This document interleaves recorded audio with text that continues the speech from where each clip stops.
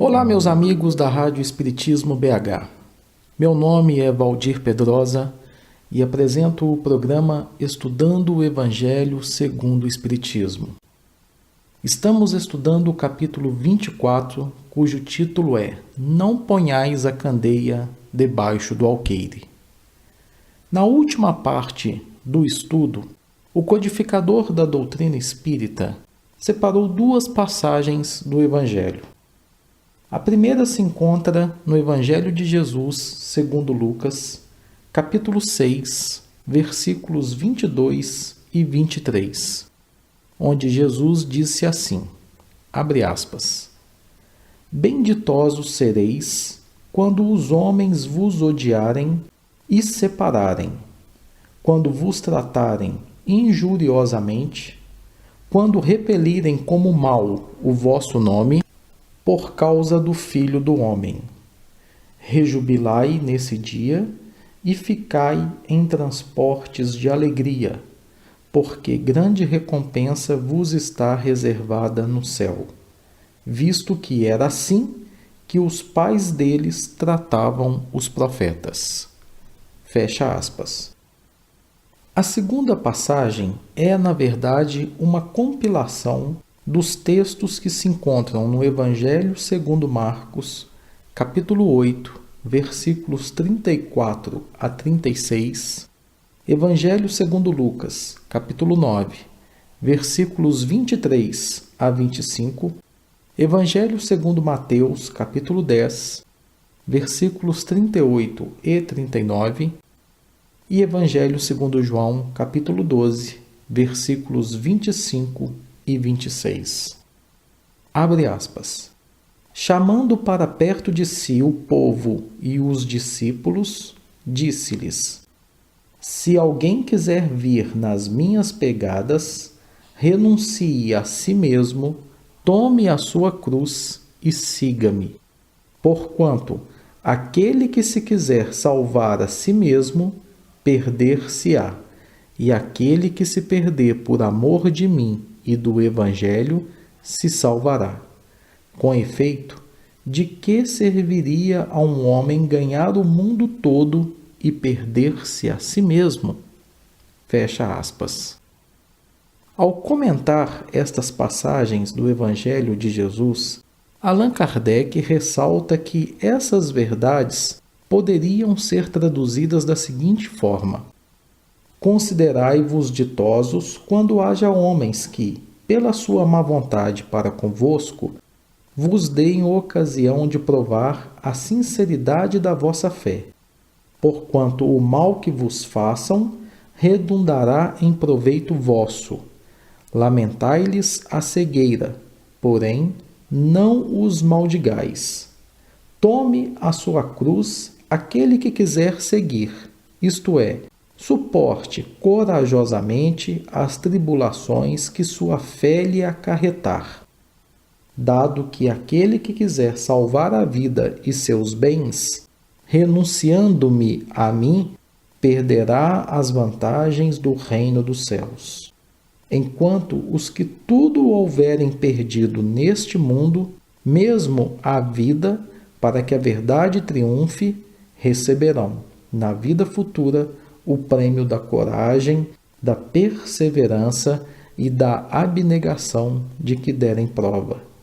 Mas, aos que sacrificam os bens celestes aos gozos terrestres, Deus dirá, já recebestes a vossa recompensa.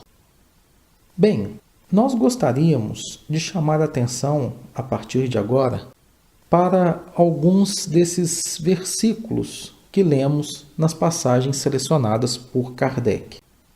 Em Lucas, no capítulo 6, versículo 22, temos lá: bem-aventurados sereis quando os homens vos aborrecerem e quando vos separarem, vos injuriarem e rejeitarem o vosso nome como mal por causa do Filho do Homem. Temos aqui uma passagem do famoso Sermão das Bem-aventuranças, E o problema em si das bem-aventuranças exige da parte de todos nós sérias reflexões antes de ser interpretado por questão líquida nos bastidores do conhecimento. Emmanuel nos lembra que Jesus confere a credencial de bem-aventurado aos seguidores que lhe partilham as aflições e trabalhos. Só que cabe-nos salientar que o Mestre categoriza sacrifícios e sofrimentos à conta de bênçãos educativas e redentoras, coisa que muita gente não consegue compreender. Surge então de nossa parte o imperativo de saber aceitar esses sacrifícios e esses sofrimentos como bênçãos educativas e de redenção. Esse ou aquele homem serão bem-aventurados por haverem edificado o bem na pobreza material, por encontrarem alegria na simplicidade e na paz, por saberem guardar no coração longa e divina esperança. Mas, e quanto à adesão sincera às sagradas obrigações do título de bem-aventurado? O Mestre, na supervisão que lhe assinala os ensinamentos, reporta-se às bem-aventuranças eternas. Entretanto, meus amigos, são raros os que se aproximam delas com a perfeita compreensão de quem se avizinha de um tesouro imenso. A maioria dos menos favorecidos no plano terrestre, se forem visitados pela dor, preferem a lamentação e o desespero. Se forem convidados ao testemunho de renúncia, acabam se resvalando para a exigência descabida e quase sempre, ao invés de trabalharem pacificamente, lançam-se às aventuras indignas de quantos se perdem na desmesurada ambição. Claro que Jesus ofereceu muitas bem-aventuranças. Raras são as pessoas que realmente as desejam. É por isto que existem muitos pobres e muitos aflitos que podem ser grandes necessitados no mundo, mas que ainda não são, infelizmente, benditos no céu. Precisamos estar atentos, portanto, a esta questão de interpretação das bem-aventuranças. Outra passagem que queremos destacar é o versículo 34 do capítulo 8 do Evangelho de Jesus segundo Marcos, onde o Mestre diz assim: se alguém quiser vir após mim, negue-se a si mesmo, tome a sua cruz e siga-me. Dentre várias coisas, esse ensinamento de Jesus quer dizer que ninguém deve se queixar inutilmente. Por quê?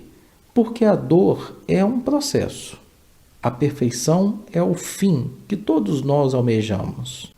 Assim sendo, caminheiros da evolução ou da redenção têm, cada um, a sua própria cruz. Esse almeja, aquele deve. E para realizar ou ressarcir alguma coisa, a vida pede um preço. Ninguém conquista algo sem esforçar-se de algum modo, de alguma forma. E ninguém resgata esse ou aquele débito sem sofrimento. Isso é lei da vida, é ponto pacífico. Enquanto a criatura não adquire consciência da sua própria responsabilidade, ela se movimenta no mundo à feição de um semi-irracional, amontoando problemas sobre a própria cabeça. Entretanto, quando a criatura acorda para a necessidade da paz consigo mesma, ela descobre de imediato a cruz que lhe cabe ao próprio burilamento. Sua consciência então desperta-se e ela passa a entender o seu papel perante a vida. encarnados e desencarnados, ainda jungidos à terra, vinculam-se todos ao mesmo impositivo de progresso e de resgate. No círculo carnal, a cruz pode ser a dificuldade orgânica, o degrau social, o parente infeliz. Já no plano espiritual, a cruz é a vergonha do defeito íntimo que não vencemos. É a expiação da nossa culpa, é o nosso débito que ainda não foi pago. Tenhamos então, meus amigos, a coragem precisa de seguir o Senhor em nosso anseio de ressurreição e de vitória. Para isso, porém, não nos esqueçamos de que será preciso esquecer o egoísmo enquistante e tomar a nossa cruz. E é interessante observarmos que, antigamente, julgávamos que nossas cruzes, as que devemos carregar ao encontro do nosso Senhor Jesus Cristo, se constituíam unicamente daquelas dos exercícios louváveis mais incompletos da piedade religiosa. E perdemos, em parte, muitas reencarnações, hipnotizados por sentimentalismo enfermiço, ilhando-nos sem perceber nas miragens da própria imaginação, para esbarrar em seguida com os pesadelos do tempo, largados de forma inútil. Com a doutrina espírita, que nos revela o significado real das palavras, dos ensinamentos do Cristo, aprendemos hoje que não bastam as fugas e as omissões do campo de luta a fim de alcançarmos a meta sublime. Jesus assevera que, se nos dispomos a encontrá-lo, é preciso renunciar a nós mesmos e tomar nossa cruz. Essa renúncia, porém, não será semelhante à fonte seca. É necessário que ela demonstre rendimento de valores espirituais em nosso favor e a benefício daqueles que nos cercam, ensinando-nos o desapego ao bem próprio pelo bem de todos. À face disso, nossas cruzes incluem todas as realidades que o mundo nos oferece, dentro das quais somos convocados a esquecer-nos na construção da felicidade geral. Os fardos que nos cabem transportar, a fim de que venhamos a merecer o convívio do nosso Mestre, muitas vezes contêm as dores das grandes separações, as farpas do desencanto, as provações em família, os sacrifícios silenciosos em que os entes amados nos pedem largos períodos de aflição, os desastres do plano físico que nos cortam a alma, o abandono daqueles mesmos que nos baseavam todas as esperanças, o cativeiro a compromissos pela sustentação da harmonia comum, as tarefas difíceis, em cuja execução quase sempre somos constrangidos a marchar, aguardando debalde o concurso alheio. Meus amigos, não nos enganemos. O próprio Cristo transportou o madeiro que a nossa ignorância lhe atribuiu, palmilhando senda marginada de exigências, injúrias, pancadas e deserções. E ninguém, vejam bem, ninguém abraça o roteiro do Evangelho para estirar-se em redes de fantasia. O cristão, ou o espírita, é chamado a melhorar e elevar o nível da vida, e para quem efetivamente vive em Cristo, a vida é um caminho pavimentado de esperança e de trabalho, de alegria e de consolo, mas plenamente aberto às surpresas e ensinamentos da verdade, sem qualquer tipo de ilusão. E é por isso que o aviso do Senhor é insofismável. Diz o Mestre: siga-me.